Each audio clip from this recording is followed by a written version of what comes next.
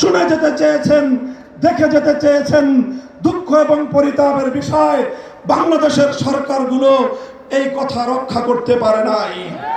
আমাদের আমির হেফাজত আল্লামা মুহিবুল্লাহ বাবুনগরী হায়াতে আছেন, তার নেতৃত্বে পীর সাহেব মধুপুর যেটা তুলেছেন, এবার কাদিয়ানীদের অমুসলিম ঘোষণা দাবি আদায় করার জন্য যদি প্রয়োজন হয় আবার 5 মের মতো ঢাকা অবরোধ করতে হবে।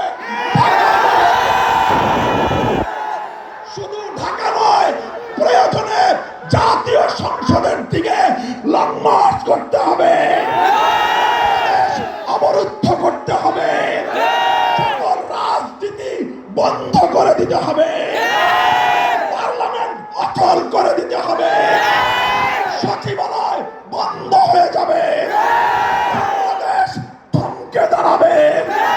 কাদিয়ানীদের অমুসলিম ঘোষণার দাবি আদায় করতে হবে। রক্ত দিতে হলে রক্ত দিতে হবে। জীবন দেওয়ার জন্য, খাতমে নবুয়তের দাবি আদায়ের জন্য মাথায় কাফনের কাপড় বেঁধে শহীদ ঈদগাহে যেতে কারা প্রস্তুত? ইনশাআল্লাহ এ দাবি আদায় হবে।